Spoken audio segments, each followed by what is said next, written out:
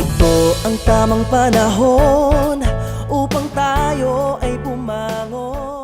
Ito na ang inaabangan ng ating mga kabendor kung sino ang mapipiling Lucky Bee o Lucky Vendor of the Day ni Tita Malu. Yes, kaya naman pang hinihintay natin, huwag na nating patagalin to. Alamin na natin mula kay Tita Malu kung sino ang mananalo ng maswerte at tatanggap ng cash prize ngayong araw nating Lucky Vendor of the Day. Yes, Tita Malu, sino ang unang maswerteng Lucky Vendor of the Day o Lucky Bee of the Day natin ngayon? Nagbabalik si Tita Malu via Zoom. Tita Malu, sino po ba napili nating Lucky Vendor of the Day, yung unang mananalo ngayon? Yan, ka-vendor Lawrence and ka-vendor Elaine. Sabi nga natin, tatlo ang pipiliin natin Lucky Bee of the Day.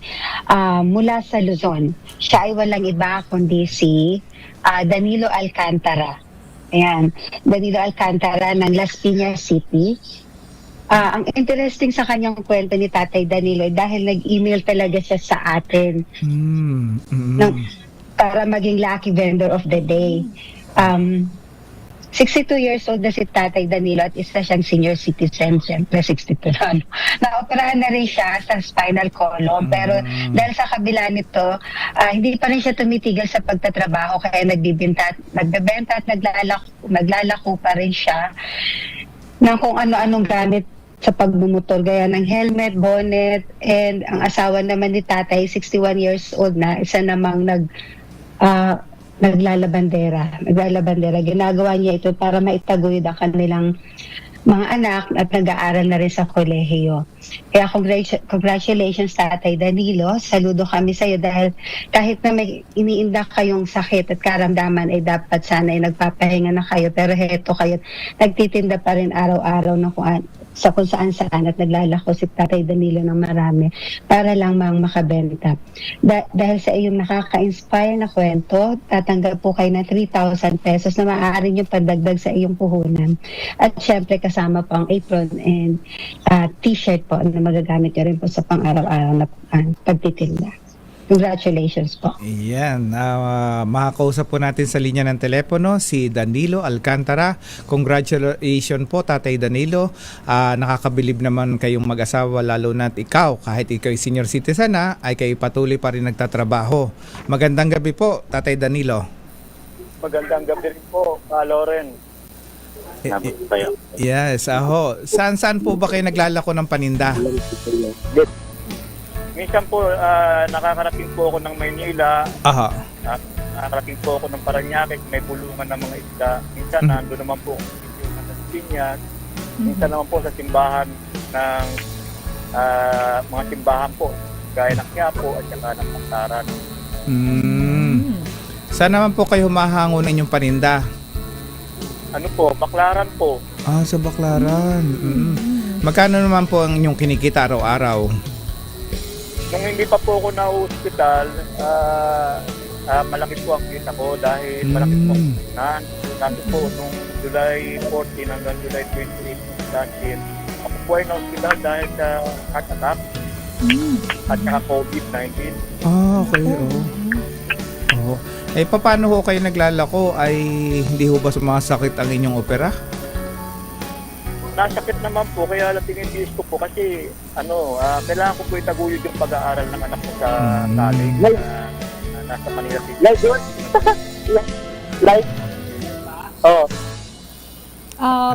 Paki-double check nga may pumapasok May sa pumapasok natin sa linya. Please paki-check lang. Pasensya na Tatay, go ahead po.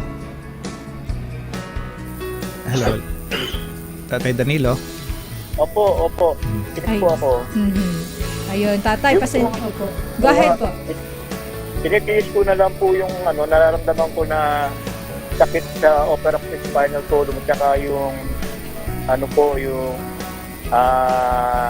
ischemic heart disease. Meron na po kasi yung ischemic heart disease. Ganong dati na nila ako diagnose na ischemic heart disease. Yun po, inaano ko lang po, maintenance lang po ako ng mga gamot na para sa puso, sa hypertension. Tatay, congratulations po at sa kabila nga po ng inyo pong kalagayan. Of course, mahirap po, lalo na po sa inyo pong edad. May mga nararamdaman na kayo, pero sabi nga natin, kailangan po magpatuloy ang ating buhay. At nakakatuwa po dahil kayo po ay hindi sumusuko sa buhay. Sa kabila po ng inyong sakit, talagang inyo pong itinataguyod ang inyong pamilya. Nabanggit niyo po kanina na yung kinikita niyo po ay ngayon lumiit na kumpara dati. Paano niyo naman po ito napagkakasya, lalo na po kayo may pinag-aaral? Ano po, ang ginagawa ko po, hindi po ako gumagastos ng sobra sa kinita ko, kundi yung kinita ko po sa isang araw, yun lang pong gagastusin para po ma-maintain yung punan. Plus yung yung kinikita ng asawa ko na pinagsasama namin, tapos yung anak ko naman po na nasa college na nag-aaral sa Manila Teachers College sa rin po siya nagsa-sideline ng yung sa packaging po ng mga nag-online seller. Siya okay. po ay nagpa-part-time job para po matulungan kayo. Opo. Ako tatay, nakaka-inspire po yung inyong kwento dahil sana makapulutan ng inspirasyon ng ating mga viewers and listeners na yung iba ay nawawala na ng pag-asa sa kanilang buhay. Kumbaga gusto na lang nilang sumuko. Kayo po 60 plus na, may karamdaman pa, pero kayo po ay nagtatrabaho pa rin. Ano naman po ang inyong mensahe sa ating mga ka-vendor na talaga namang nagsusumikap na kumita sa kanilang pang-araw-araw? Ang mensahe ko lang po, ako po kasi bago ako magtinda, nananalangin muna po ako. Humihingi po ako ng tulong sa Diyos. At pangalawa ay inaano ko po na maging magalang sa mga customer ko at saka ginagandahan ko po ang sales stock ko. Para maka-engganyo sila bumili ng aking paninda. Ganun po maipapayo ko sa kanila. At saka yung pangatlo po, hindi po ako nakakalimot magpasalamat sa Diyos. Malipat man o malaki ang kinita ko, pinagpapasalamat ko na po yun dahil alam ko po na mula po sa Kanya yun. Ngayon, lagi ko po rin sinasabi sa sarili ko, life must go on. Everything happen for a reason. Kaya ganun po yun yung aking pananaw sa buhay.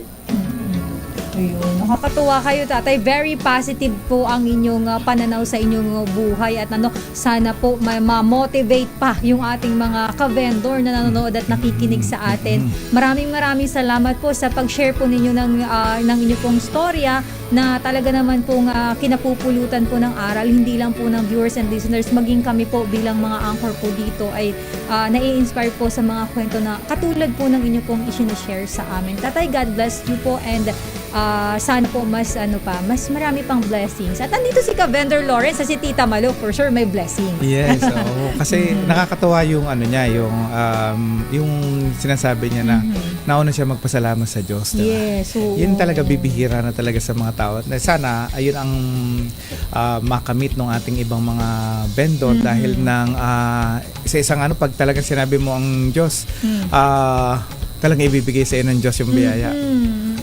Kailangan mo lang magtiwala kay Lord. Kaya nga, maraming salamat Tatay Danilo sa pagbabahagi ng kwento. Pakihintay po ang tawag naming staff para makunin ang inyong GCash number at ipadadala po namin ang inyong papremyo.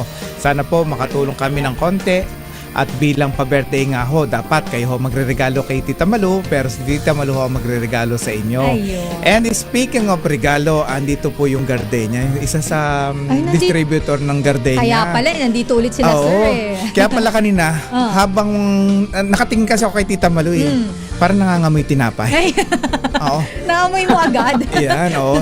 Ayun. May Gusto ko yung butter toast. Oo, yan. May ganun. So ngayon, Butter toast. si Tatay Danilo ay nasa Las Piñas lang. Ayun. Parang gusto ko yung Gusto bibigay sa ating gardenia, Ayun. sa kanya na Sa lang kanya nabibigay. mapupunta, Kasi makikita mo si Tatay Danilo, di ba?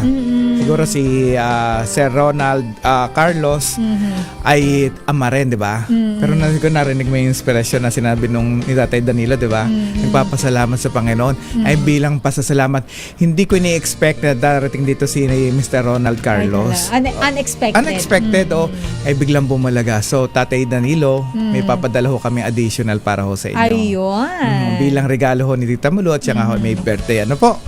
So, Tita Malu, 'di ba? Ang ganda ng iyong birthday, 'di ba? Oo. Thank you. Yan.